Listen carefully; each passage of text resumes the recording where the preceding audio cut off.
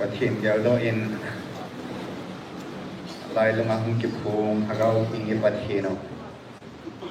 zana le hangwa na kipana bon in hilung thimpum pi na pe kho mautin na kun seute bit singautin akai mene min sing kho mautin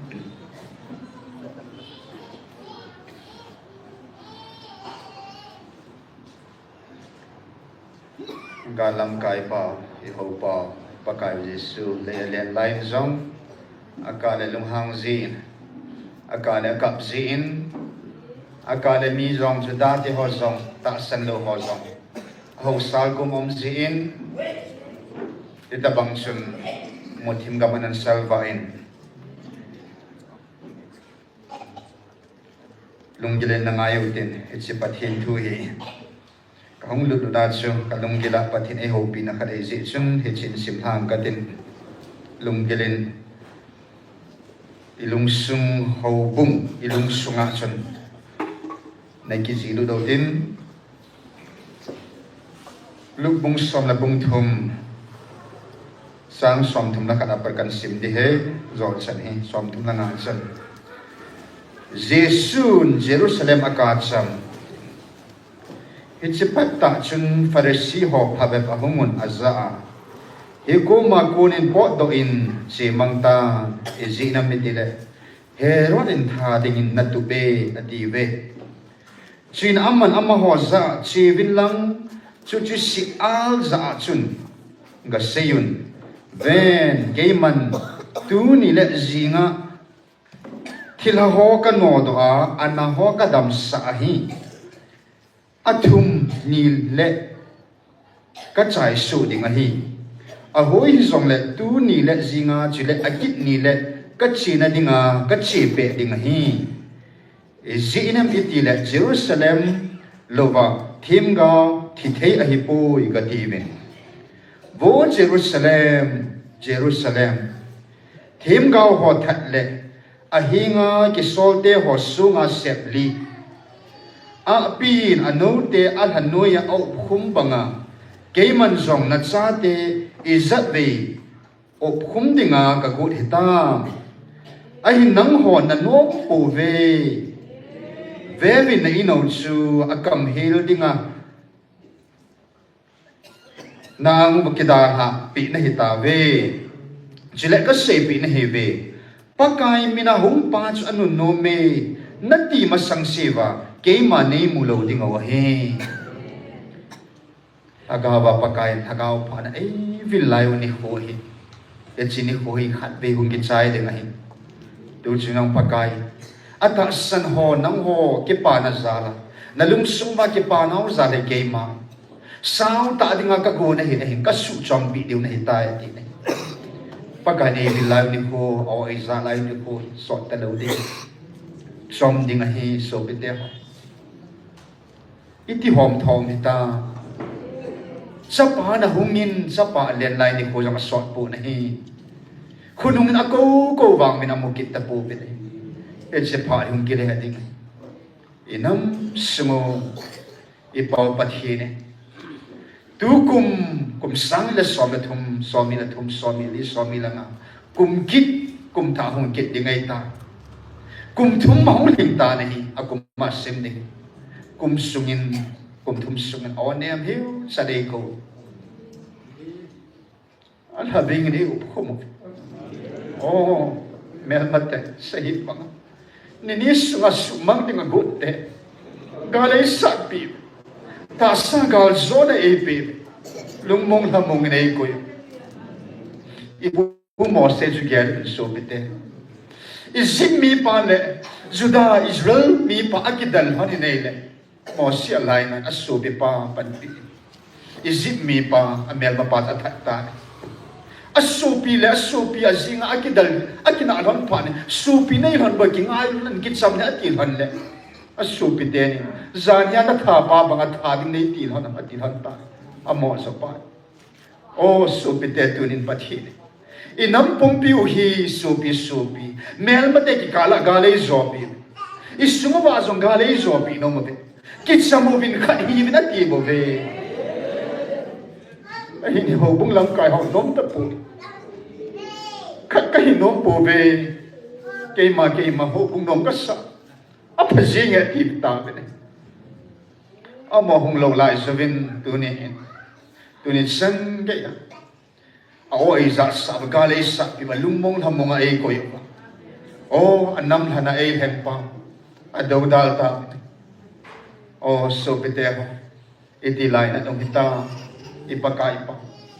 Alhavi nga iyo kung o ay sa sama. Tunya ay vempaw ay jingpaw. Ilhadi ta. O pagkain sumba ato agoni. Aman san si dengan hilgon na iyo anom ta po. Pagka pamlam benin so at hingay ang vet hoy na ati ho bung hoy ay na sunga lungin ane at sai bo beti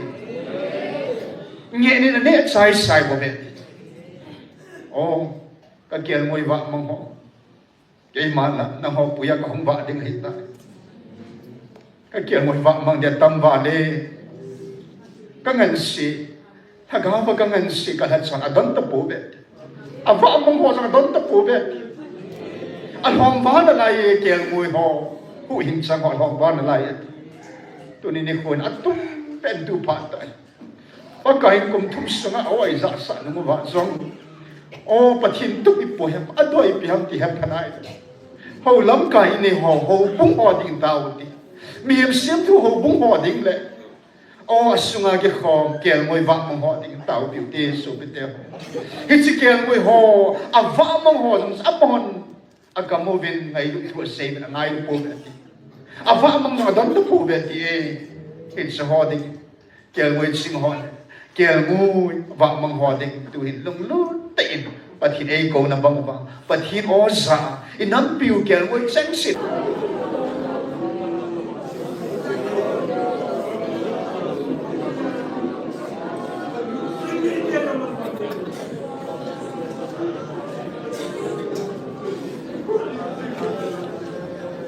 Ilung gilo benen tao som kilo tin kan simkit hin mun khat pathin thu suin Luke 23 26 apan simnge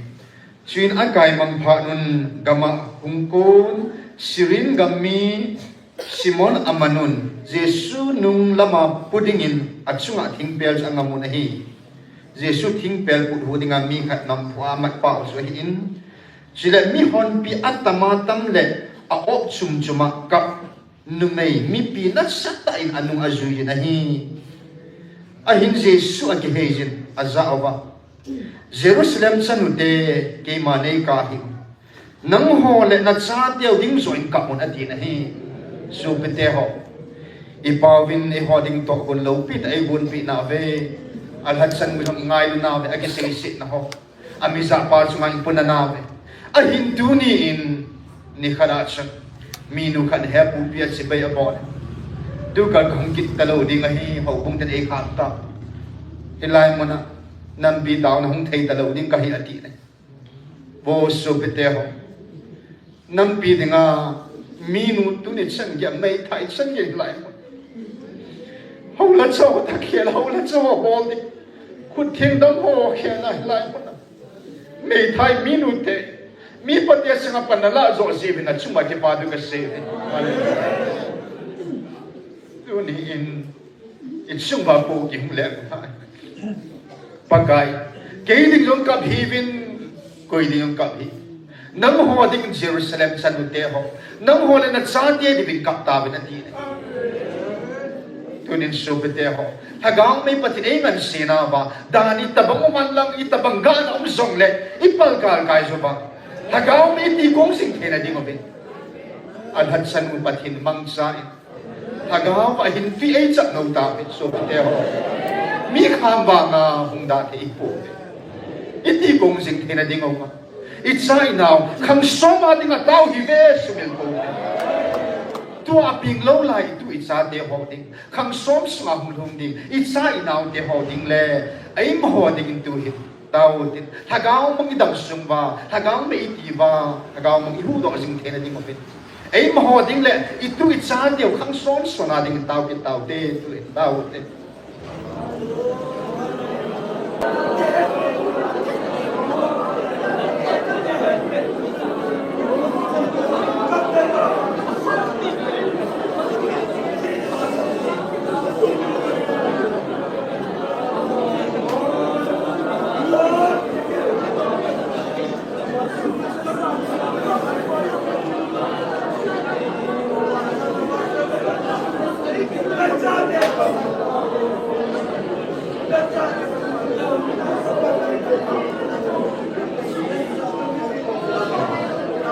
Amen. Hallelujah.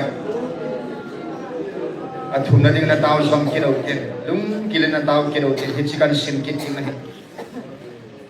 Le hazula gisun. Zanya Vandil Pipo Michael Vandili. Pathin tu sa dung yaan simhak na. Dana tuzang umin. Kipana tuzang umin.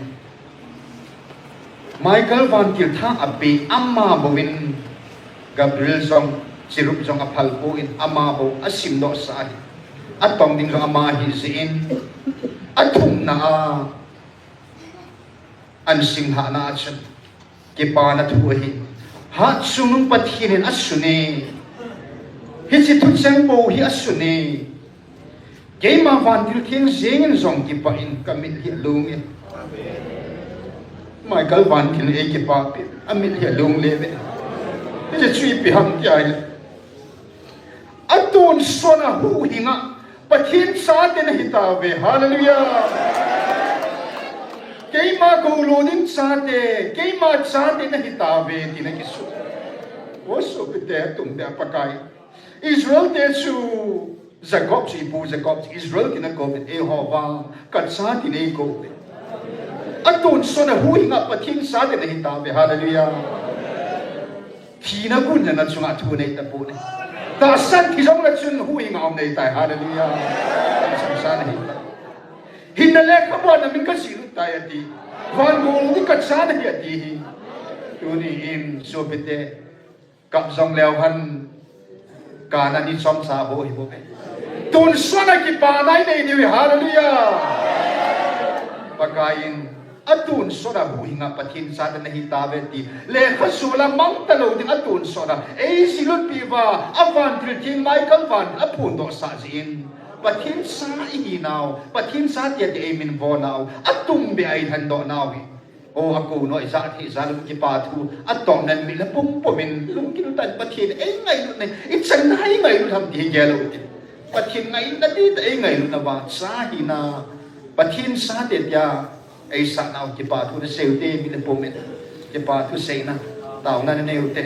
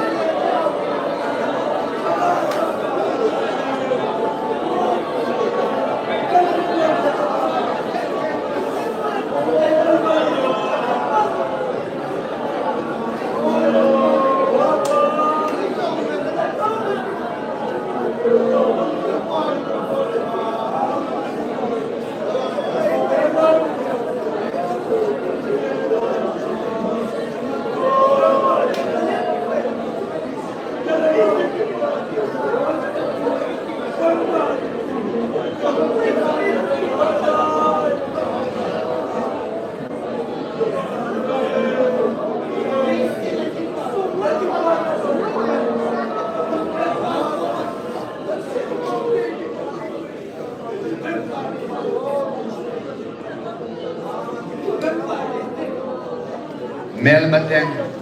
how me 80 hầu lâm cai hòn thì là hầu hồ 80 và nuôi mi ta lâu zevin và nuôi à hot su angai luin và nuôi à hilo hot sa ho này thế le ho le paya ang ho zo si su pakai ang sunga ay lalukta anama ka ko na hivin nang ho bang kalhantum katsate và nuôi à chọn và nuôi chọn ta lâu ding katsan hitabe ti hallelujah epa sani sim ta sim namin thing ka thang ba kadam sunga cha umang thei jing ni le ki pa jing ding le thagao mangai lu ding le ka su pi ho zo sim ngai lu na nun chan khan sana paka bet sa ding le ga hu do zo thei ding atun sonin khang som sung le tu kadam lai sungoben nei mang cha ta ben ti in ka sungba in tui na koi ki pa na tui kanang sumba lung sa ata han pia Jesus menakang tao ko mo he.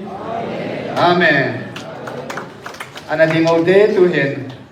Numay pasal bahi mi khat chi na. Te ko ma chi chu ko lo tin na hi na pa chu na se di ong. Athin sa di ta ka hi na di de he.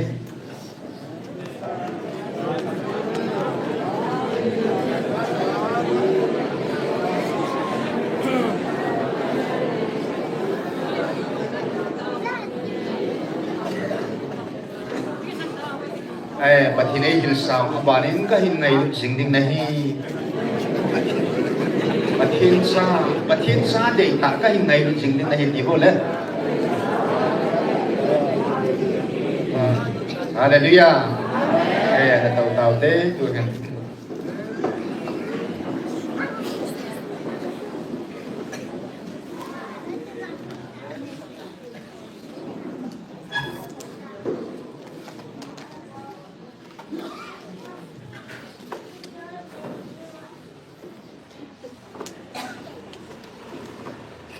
Kadbainiin pat ka namangin zanin po namin tunin ni ko hi evangelist po pathin hatsa po evangelist ang lin safe mapat na kipihin hezong natin ka sunmayin zingzong counseling kilet hai ni kinong kidin ay pele nangin tunit su inmang zong kita atin akut ka ban ka dom the dinga at san bo te ho atum bia mo puna at katsungan siya at sungan atum bia na matsungan pagkain ng kipado kan say kire tuna mithing te ho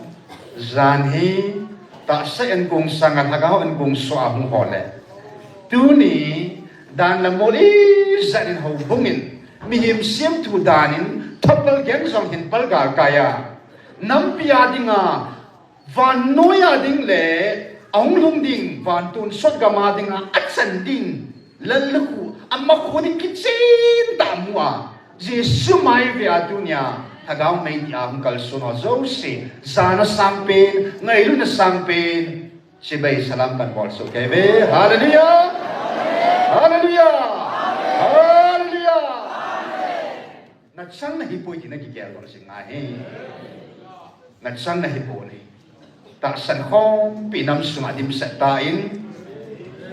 ay simlawin nagsang hisok latsun pagkain van mite van tilde kapia van mite van tilde hena kasim na hitaben hallelujah inam sumuwa ataksan bay kayong nagsang nei po ni vana van mite le van tilde om lai van noi mihim zo si sangat tamso om na lai nahi azona vana van tilde inapanbidahan lang leya misosin napanbida long le vanal to napathin to papathinin katsa ya na din bising povali kitsa ding po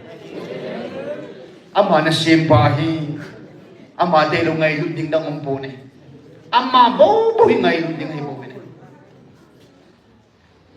en pathin sa hi je bas pathin sa uma ding pahi counseling azong evangelist mo na hasay pi pinji juhe umay ding hi bo be umay yung izo po be di se hana thi mấy ding bovin pathin sa ma sum ding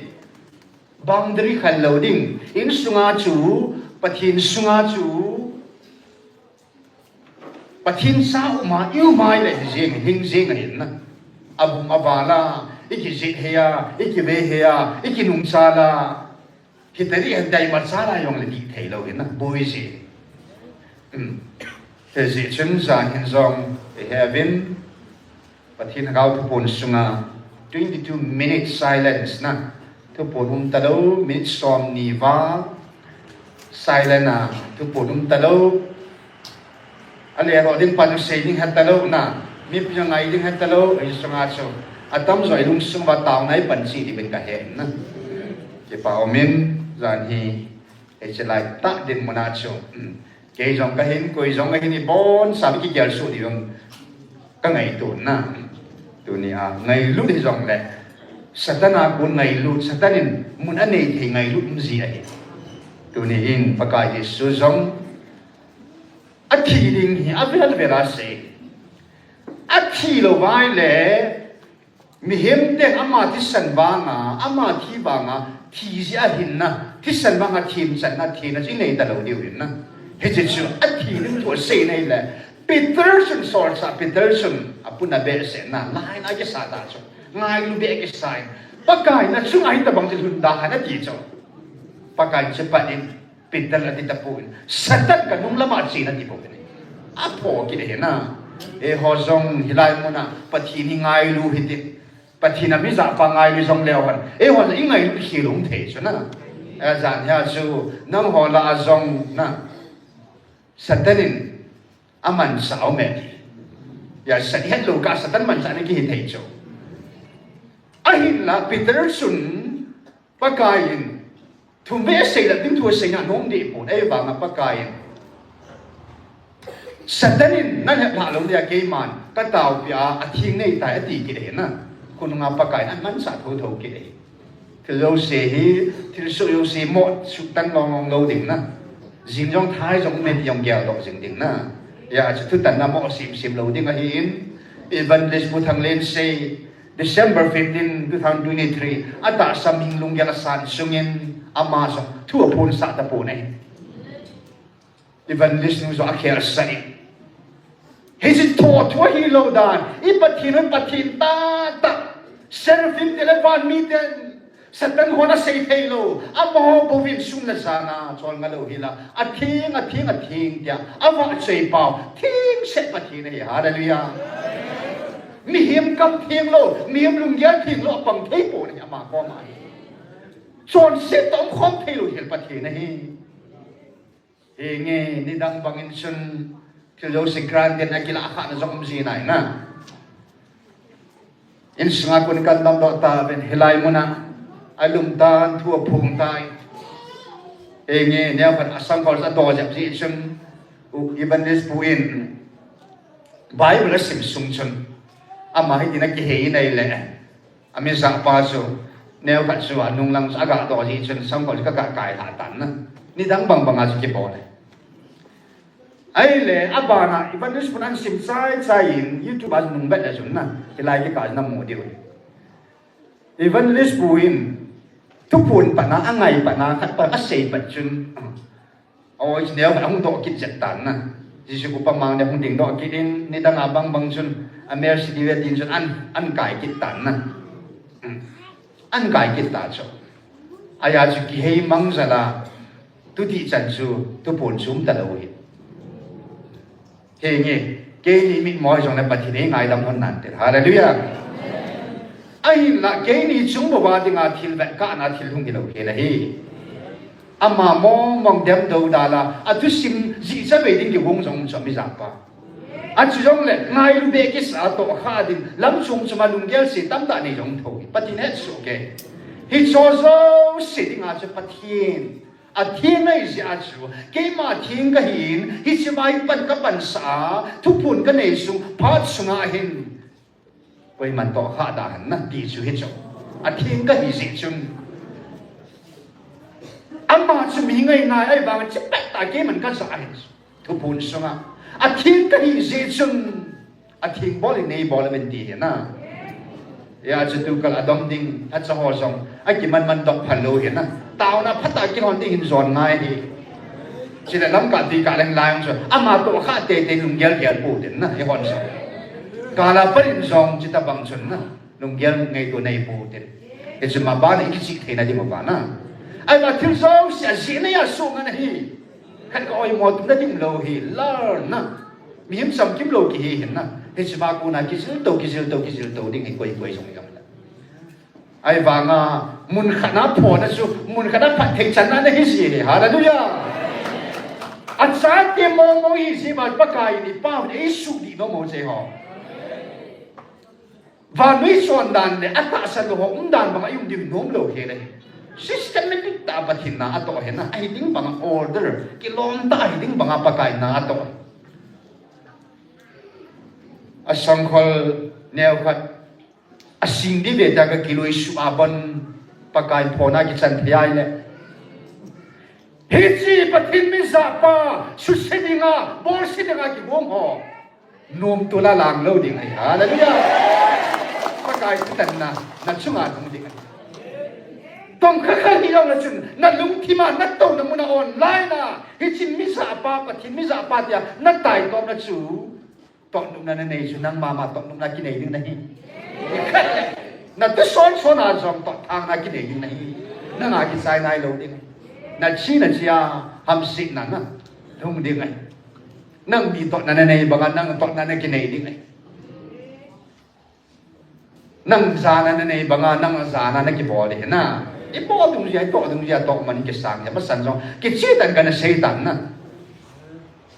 pathin han sa ka dei sia chi van list nu jang ki lai mu na pathin ka chanu dei ta tia min bon ma zong chu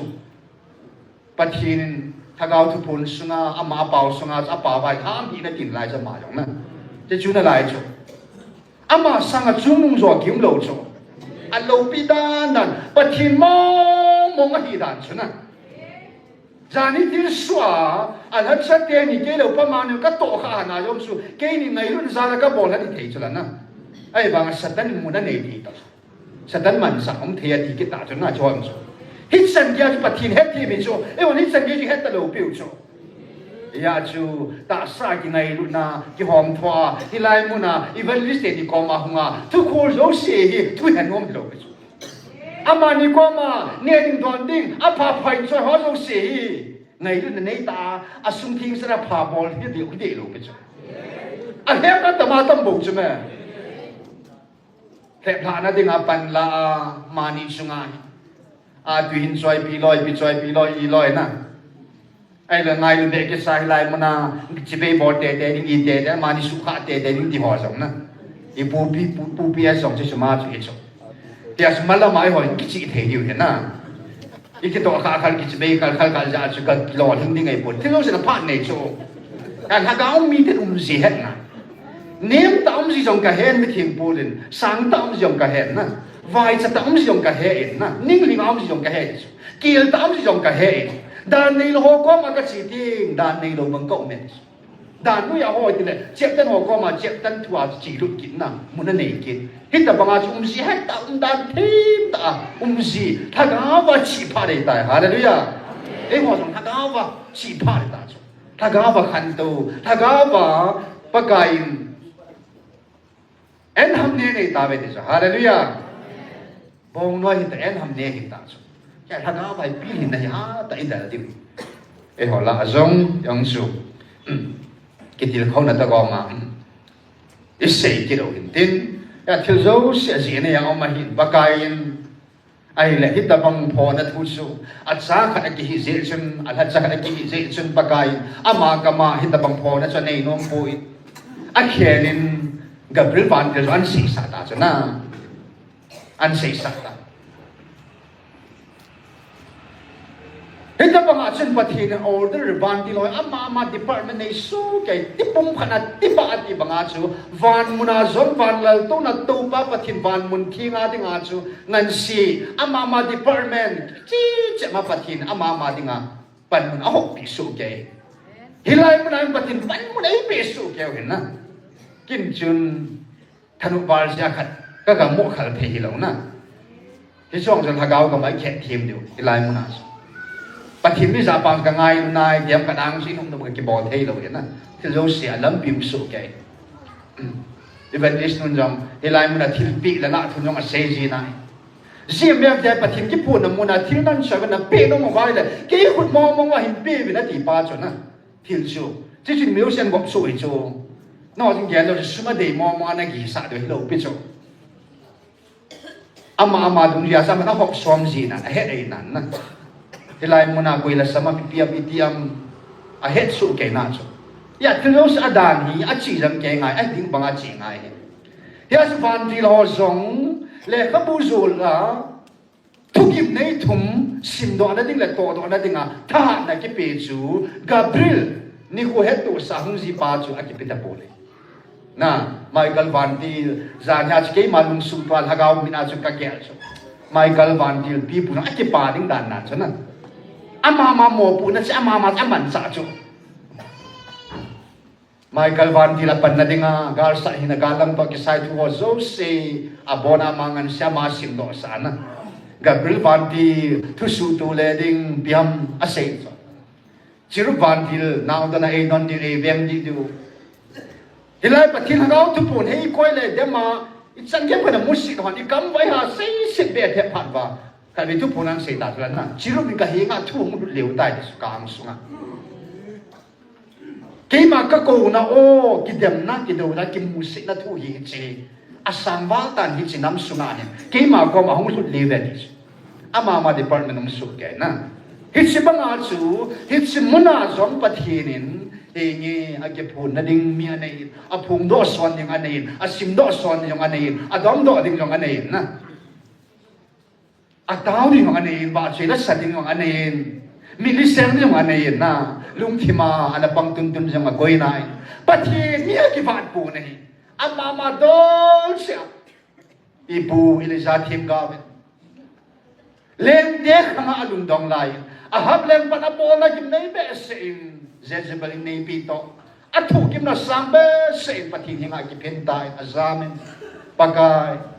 kei sang bo hi e ngoi ta kim ga ho na so tu ho so sa thak ga mo nei na media ho kei bo ka hita e ngoi be ati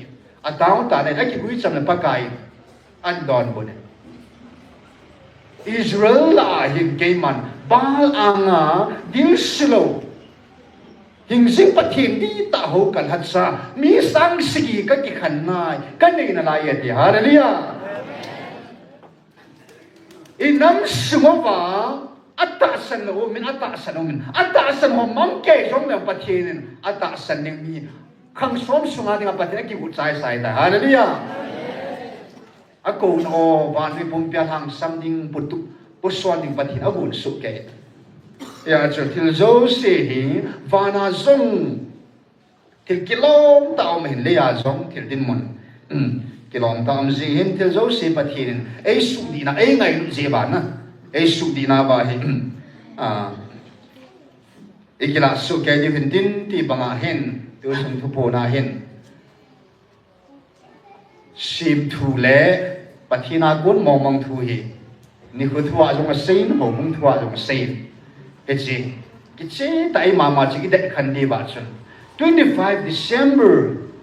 chu Christmas dia Jesu pe ni dia ina man pau chu mi him sem thu mo mo nga hi chu ama tan ai an sein e hon in het sao na 3rd century BC AD ja thumbela pana chu hung ki mang pani pu sol sa tu mang khapo ve Christmas Jesu pe ni he ti mang khapo ve sol sa te ho konong kaya 3rd 4th century hung ki mang pane ani hung ki sim thwa mi pha sa dung kana hung ki sim he ade da isu bio ni kulam panga lung lu di ho mi sai ni ho 7 day ho na ai lo research ha bo di ho sol nga ni lam pang lung lu di ho am ho him ai lo kut ho nan man te na lai di kut jang man lai di sol nga ni man lai di ho di research ha bo dung ji ba chu Babylon gama Nimrod Semiramis Tammuz Nimrod Sapahin Tammuz at Sapahin Abana Semiramis anu Ezekiel akut bung sonik bila mahun beleohan upa swami langa in upa izanam swami langa in ho bung mai sam hong masanga chun amai langa chun nisalang pa nga ho bin nisa ho benis upa swami langa ho nisa ho swami langa 25 upa izanam swami langa here chu scholar tampio research ball ho kim ka chan sep jung ya chu December 25 Babylon te pathi Nimrod at Sapa Tammuz pin ye birthday had December 25 Sebanga sama ma pagan so hin pagan mong sa pathi ni tum ta bang ya lang pi khat nei le to Hindu ti la Brahma Vishnu Shiva ti ta bang na ai lo le Babylon te pathi sun Nimrod Semiramis anu at Sapa Tammuz ti ta ai lo le pagan sa dango kek chun thol pathin na ti ta bangin osis pathin i hoi ama mai pathin trinity ta bang nei su kai ve to an ta banga chu thil som su ma hin ai rong la hilai ke ka chu sim thu mo mong December 25 sim thu mo mong ai hi pathin ama thagau thing ama tan zan hang kam sang tan se tan na hiya chu ata san ai hwa dinga hi chi sim thu ni ko chi talwa tu ni ko hi thaga wa ka ngai za la ka bil ni ko ki te dinga hi hallelujah sim thu ni ko hi talwa ai ho dinga chu thaga wa ai bil naw ni ko hi ta chu a thu pi dan ta yesun va na van mi te la van ti ho zong al ha ding ka phal po in he sang sun nang ho in a khat be na ding la mas sa pe na ding in van ti ho la van mi thing te ho bo in van na le le van ka sok man ni ko Echiniku December 5 kung tumdana hitcha chung kalopi na da ha le muna kahungna echiniku ni dan sunahon van mi te ho le van til te ho to nani khom ovin namang khom ta ve hallelujah ku hemo sumlem nei ding sumlem million ka ni ki pyang pa na man ding ka na lo ji sang a sum atta pa cheng ka ni ki pyang pha chum na lai cha na Zali not omin ata pa omin Zali not sim thu pa hi bong chun December 25 chu ata ta pa sumzanga ting sa ta sa hong ki sim ta sa chu December 5 chu hallelujah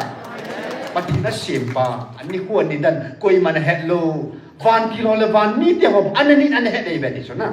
Yesu leya dong tu ni kun kan nam han te in nani khom di wa hi thu ku hi kan nam han na hi na o thaga wa na bil pau pathi ke ma mo mong ka hi kan nam han na hi ve ti phot che na mo mo nga hi thu ku hi ni ko chu wa noi cho na sim thu mang lo wa atta pa na man di wa ke ma pathi atta ka hi ba nga atta pa mangut ya pa kai thu e bi sim thu la ta ki na ya na aba na Hồ bung thua dòng xuân hi nhà xây khăn tai Hồ lát so lẽ khá bùi hình so dấu sẽ sorry lẽ khá bùi là và hết letter Hồ bung hết letter là lẽ khá hình so dấu xin là cái ngài mình Hồ lắm cái Hồ bung quay hầm năm dòng bát thịt Hồ bung này kia dòng cái Hồ bung cổ hầm ata san dòng Hồ bung ata san dòng Hồ bung Giêsu kê về bát thịt Hồ bung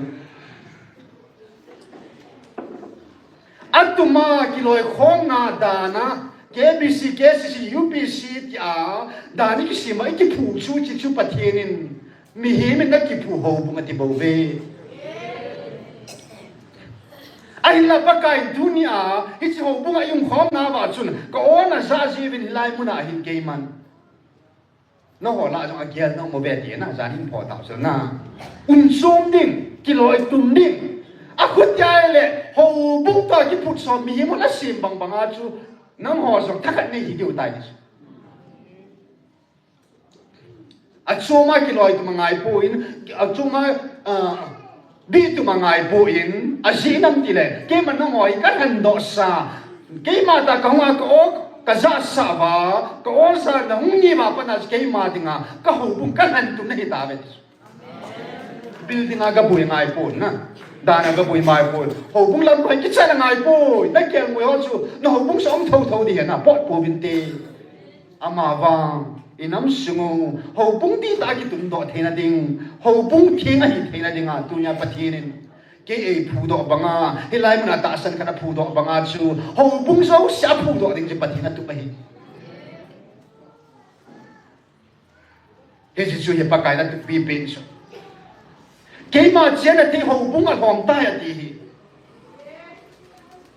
ipi senam pulam min na hoi na ai bang alung asunga chu lungin nge na ne kam sanga nei bo beti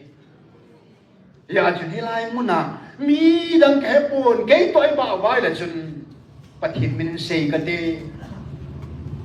ta salam dolin ang kathing na ne iman sa ka ne pun ka dam sung ka ne puin pa nga khoi ka pu hagaw lam bang dola long hilai mun ka ta asana pa na ka su thing sa dai tai hallelujah Tôi lại cao, hi lại cao, anh mua nói mà cả cuốn tập bộ này.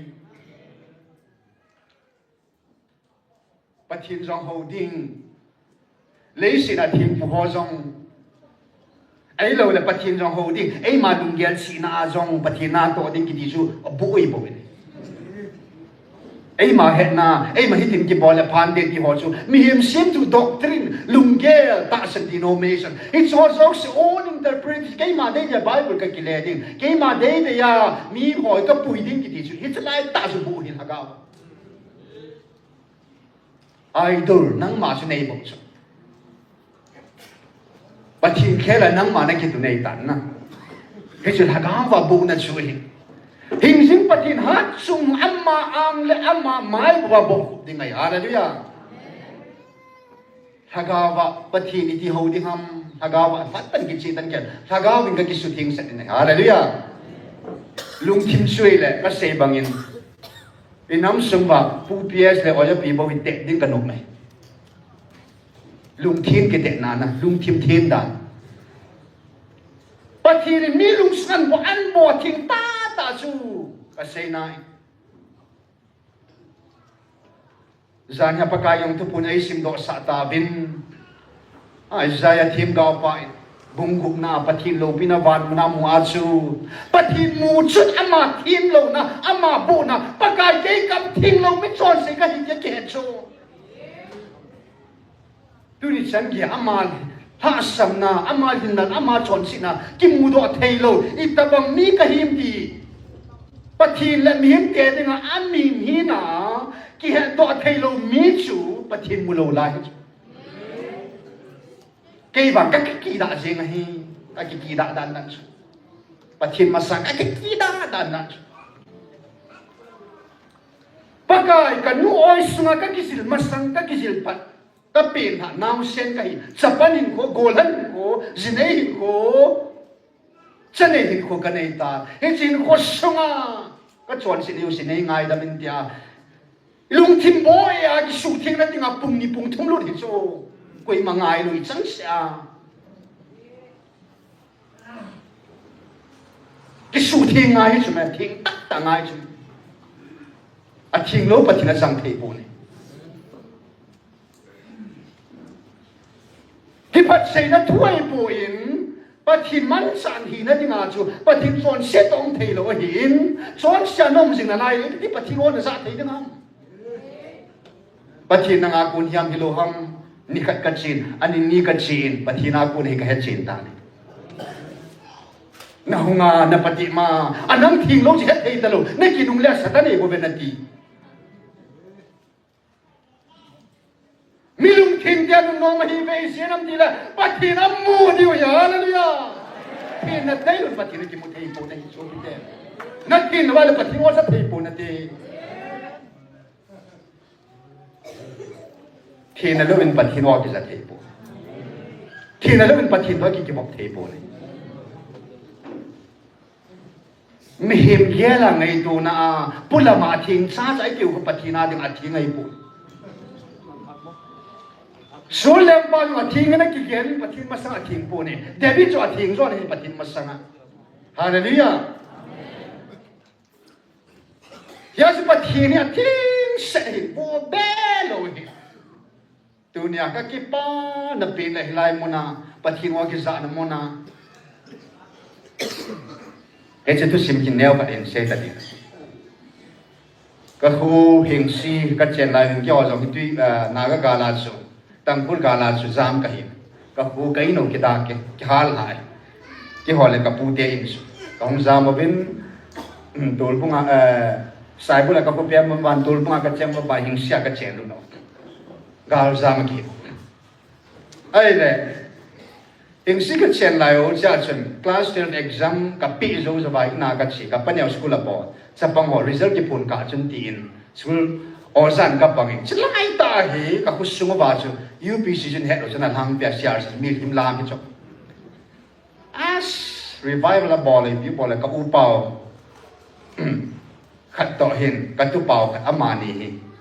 ฮัดบองมองจะทักาวะฉันก็ได้กันโซปูลินทักาวทิ้งทิลเป็ดดันกุตันปอนปั้นมาที่ป่าวนะเอ็นงอลปมประมาแคมป์บอลละทักาวทิ้งทิลเป็ดขัดได้ฉันเตะทิ้งป่าวอันหลังเปียทิ้งบอลวันโจ้กี่หาบอลเวตัวได้ลูกโจทิลเป็ดป่าวจ้ะนะเอ็นงอลจะฉันตัวดิ้งนะ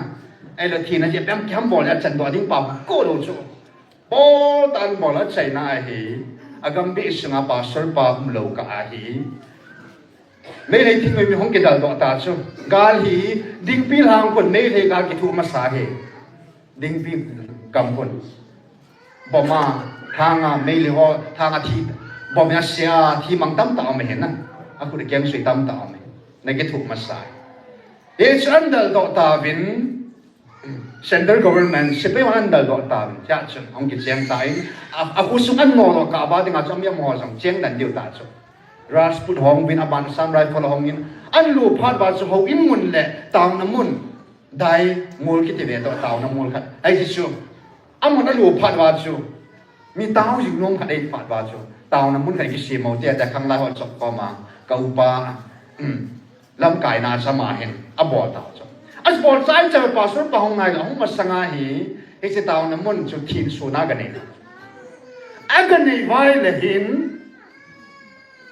alang ka UP shot sen pun mai sam chu adia ding pi lang on ka chi piu chu pun ki hu si ve ta pun kang kan mai sam ku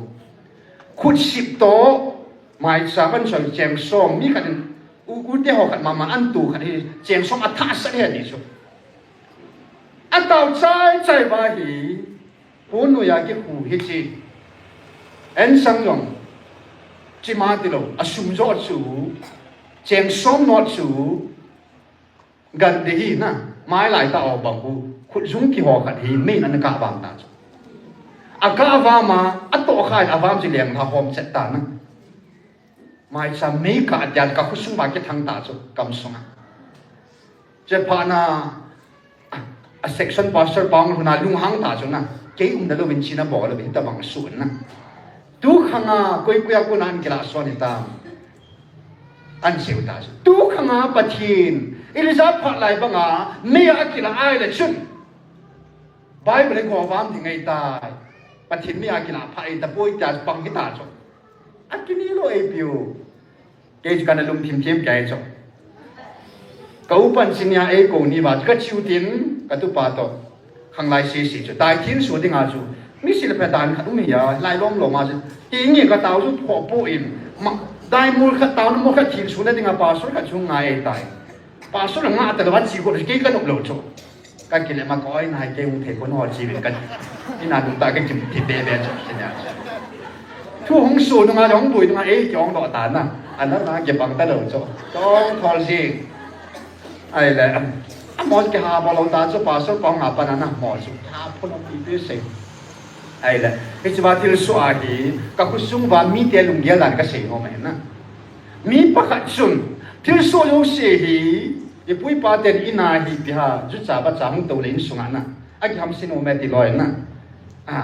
ju to ba to za pi biam in sunga in kama pi pi ki mu le ham sin nam no me ti loi so pi pi yong ala bang loi chen i pi long yong le i mu a phai tel mo pat kum yong me ti loi na ai ta ki ni la tam tam ta cho cha lai ka pa neo hi jing ka sa ge tu ni chang ya ka su lo the lo ka ama hin ama lung ge lan sei ta cho hi ngi pi pi su ta ai bang ge su tu in hi lai mu na thil su hi hi chi hi mai sa me na kai ti su ki za khalo hi in na ke khalo hi to a hi ta banga su mai sa me na ka the na lai le chun hi chi pathin tai lo ba ko ne na hi ta bang thil to hi pun te ni so ai pi pi hi zong le ai si thil so chunga hin hing jing pathin di ta ai ki ho khaw ve ti hi ke la da ni han di cho akila pa lu thing set na boi lo da ti pi so yong le na hing jing pathin e ji so hian lang so lo yong le hing jing pathin ki ho kha so na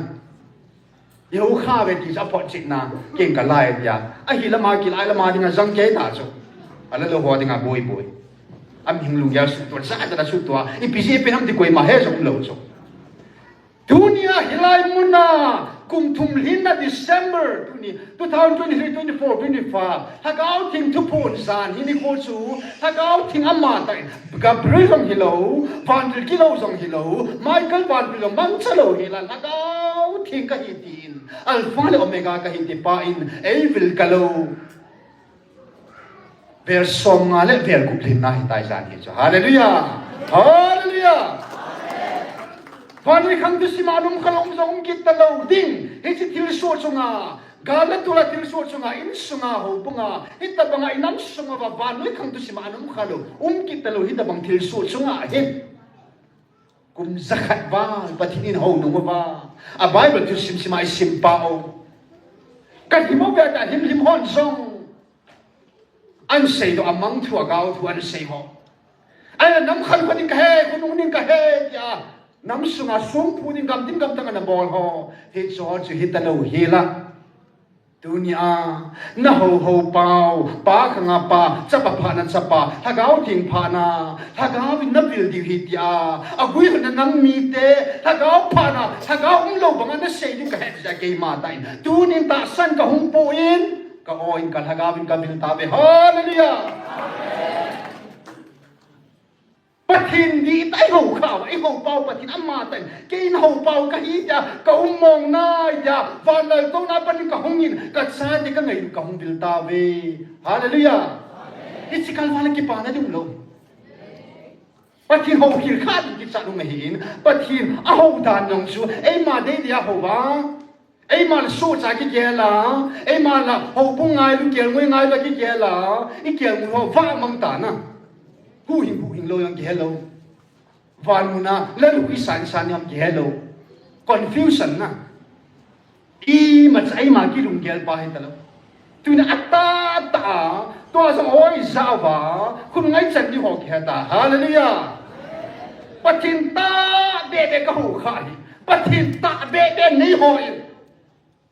pathin sa ta be hoi thil po tong kha po ni mi se na ding wa gel po ni alung harai la lung dam be hagaw na ga bo vel hagaw na ga e ngai ki pa sam lung mon happy to an mi happy ta san ta hi lung ning ama sang ki tim zo na nei ikama ngai lu ti wa ko ngai le jen po so be te ho ikuna mi thili ka pi ja ku a ding ni jen lo hi pathin lung sung da pa ata ho ba chu pathin tunin bi ho pa pathin so ata hin dunia hilai mona ati phun mona ngai lut na ki to zong hi ata ta ngai lut na ki to na hi hallelujah al hatsa den yong hatsa ta hi lo ne hallelujah hatsa ta hi lo hatsa he bilo hi le hatsa ta be ata ngan so aku jana hilai mona pathino ka san ka ta sin na chale na ta san ta na nang nam ki khulin dunia ki khol mo so bi midang be hin ta di nam ma ki beta din na ta san ta hinam na ta pathin mo en na ta san mo hinam tu na ona za hi pathin mo en na ta san mo hinam na pathin sa mo ta ka hi na ki gel na ta na hi na ta pa ngai ta mo ngai ta ji to van tin ki pi ho jong se ki mo pi e pun pa kai dunia hung kal sun online hot san ge hiong ne ke mai nom na mun se ma nei mun se ba Siru Vanti, Michael Vanti ka sol pitave, kuli de ta suna.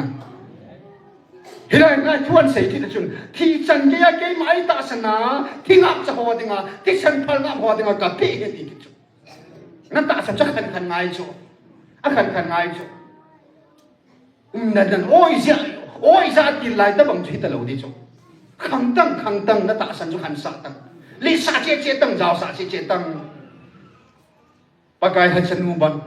tun bang isap lewan zan ha cha chunga ki pa tu ka sei ki idi ka seyam ka sei na pa cha Jesu ma tai Matthew bong som na ni som tum na ma sei ta na chang som tum na ni som tum na tum na ma Ai nei puban Beelzebul thilaleng pa ti vai le acha te chu ai sumi acha te chu iti ati da de bom aji suban Beelzebul thilaleng pa ti vai le tu ni a pakain ka dei ta ka chanu ka ngai lu ta ka chan ka cha dei ta ti amin bonu chu mi hon thilaleng nu te ta ve hallelujah Jesus jo thilaleng pa ahasan jo thilaleng nu so ta nei hallelujah Pathin thu aphalam kiu sa pathin thu gui na pa ku pathina ku nei pun asilam banga ki min bo da jong sa akitu ngai sa hallelujah kitu che hagaw lam banga pagkain katsa de ta dia min bo ta hilanga ta san lo hoin jesu bel tu ti bang ba chu le ya leng na to ang hat chan yang thi la leng nu ati kha ka thi la ti yong la phan lai leng nu ot sa dom ta me thi la leng nu na leng khal khal cho thì là lại lẹ cái thầu thầu na thì là xì lẹ nu biệt nhiều là neo đòn để giả na liền mò mò ngay hiện dunia bắt hiện sai thì nó phật sự này thì giết lăng vây lăng nung lăng mà lăng ấy xoay rồi cái chết chết này thì lại muốn nói cái phung bắt hiện mò mò thì này thì angle zoom in khu giống leo hẳn và giống leo hẳn ai na phô chuyện là cái chuyện tao mà hiện na xây xem nó mà hiện ta thì nắm bị bồi nào rồi tu tao đang rồi số bị teo hầu bung đầm là tiếng khát xây cái hầu lát sao in na hầu bung sung anh na kêu ngồi khăm thế này hầu Judan hầu cả này lấy ball hầu tu ni chan ge ya a thing lo tong khan lai ho na ho bung sunga zong ki bon ho bung sunga adi lo la ma ki vei ho Yesu min bap tai ka chang su cha ke tai ya num don ho chi ti su cha ding ku ki ke Christian ka hin ya uma anum mom ko ma ho chi ti su cha ding ho bu ka hin ho lang kai ka hin ho bung lang kai ka hin tai ti a hầu bung chẳng không hầu bung khách con mà tết tật cùng chứ su bị cái sản nói ngay được thấy lâu na khách nhâm nhâm cùng ít chút đi thấy đi đi bỏ đi ông bồi nắm ngay lúc thứ ta hỏi nắm sung vào đi nắm xem phát cái phần lao đi nắm sung bung khách cái phần lao đi Hagang mang gahu daw đi thật sao na đâm bồi bị bồi đi na sung bồi bị na da nói bồi bị sang in nó hậu bung sản nó kiện ngồi bối bị tao ngô hi lai na chỉ họ nó khám sang in nó hậu bung sunga thiên lâu tông khăn lại hậu sa hi rong lệ cắm sư bộ họ là juga chiến năng cái hậu bị tao ngô hi lai dia na tiếng nó kilung tu hàn bằng cho nó cả nó lấy su bôi su mang na tiếng kilung tu hàn tăng hi chỗ đó chỉ bỏ lâu tiếng rồi cái bỏ là bỏ tiếng pin ba cái bỏ ta lâu và thì đi lung lâm đam lung dam ta poi lung thei ta poi chalan ta chu hi ni he chin ho lat so song hilai mun hon song na dam po wing katin na hon hilai mun tong ho bol ho dam bi vin ki dam po te tong khom zo te hagaw ma hung do te I gamin nam su thing ading pan lao te hi pum khat do ading pan la taw te hallelujah adang dol kai po Ipiam te hong pau Jesu chum dunia hilai mun hong ki phumpa leya ka len lai dunia thaka wa hong ka hi ati thok ati bo bo be zana ne ki khopi pau Jesu chu hilai mun thaka ting ka hi ti pa thina ma mai bo be chum chu ho po be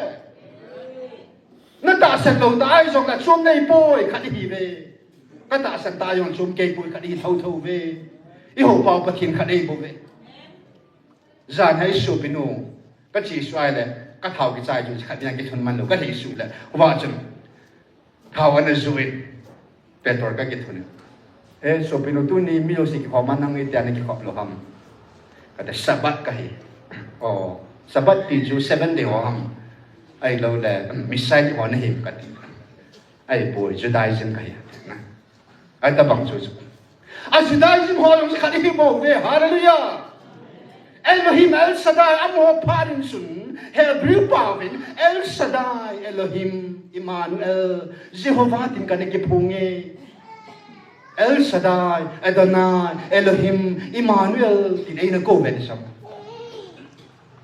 tunin wang nang hoin hagau thiên các pathin thì nei ko ta ve hallelujah pathin chung chung mi ho po ve isu piu chu dai jin hoi ke ke lo vin na tu na ke hoi chung no ho ho chu mei po e pathin o khat sai bo ve a dispensation a pa na ki hit hui po ve pa pha na cha pang pa na hon ta san ta lo na yon ka ta san no dunia cha pa jesu ta san ba mi sai hi ti ba dunia hilai mu na hagau thi ngong ki phun pha na hilai mu na hagau thi ki phun ko a boi bu ve ti a cha pa pha na ta san christian hon tu a pa ta san thi kit ta lo dunia ham pha hi bo dan thuma pa pha na to ta san cha pa pha na to ta san dunia hagau pha na jong kum thum sunga ana to mel sina kinang tam ta bol sok set thil bol theina asula o za ho oh, kam sang asay do so si taasan ho hi aham papini tawe. Hallelujah. No kalwan lam ha bo. Ya tu na itsan o ke lo pi mong ai. Tu soon itil ko na tagoma. Pathin kam sang sulang kita do indin jing thai lam nong na evangelist mong saint din upa pumang ne hil chit na hin nei nan din na. Itil su tagaw tu pun sunga itil ko na tagoma inei naw chan suin din ke man taw sa henengin. Tumbay ni pinataw kam tawin taw sa henengin. Epa, Papa,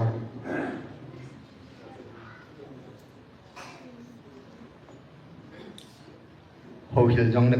nó cầu bố vinh cái tết, bắt hiện tin trong cái cầu nôm bố về, hát chung thì trong cái cầu nôm bố về, Epa, Papa.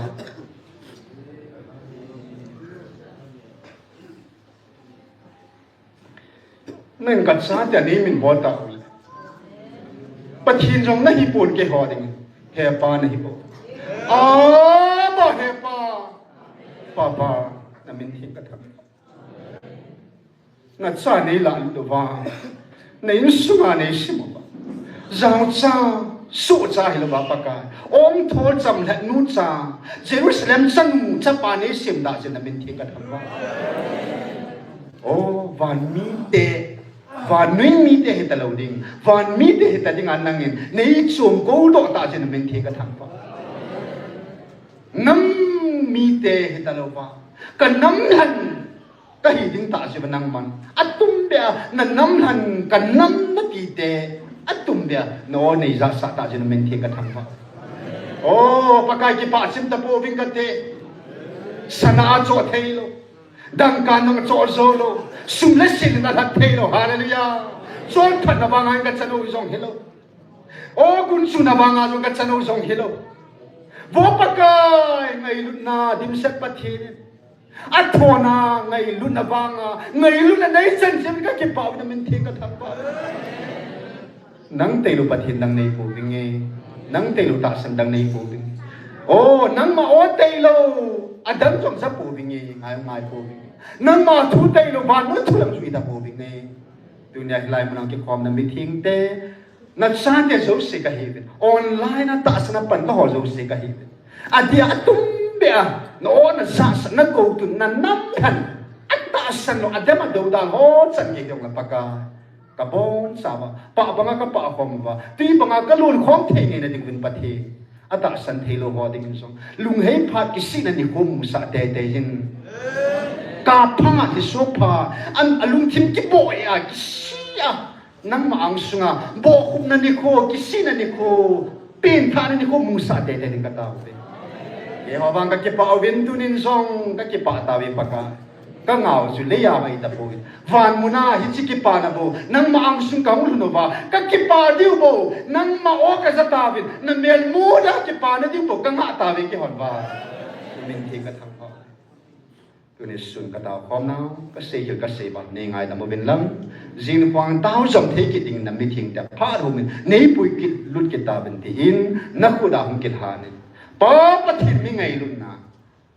ba kai jesu krista mi lung sin le tha gao thing ki thu pi na chu tu nya lai mu na ta ho le online na ta ho zo si le ho sa me thai sa ga kui na jing ngong da atta san zo si chunga tuy hình bangin a chung chia Tasia gazing jing thei ting thung pha banga ka phat jing thei na ding obin ka chungba pathim hangau phat le na to na chu ami chan chi chunga alu chung chi chunga aron khamula hungsol su thau pi bangin kang talu helin ka dam sungbin hangau sa thau nei nu naw he chi thau hi ka pum pi bin paka ka keng to chan gi atun sorin nang mai in lon do satan ti in Jesus man ka tao ko mo be amen hallelujah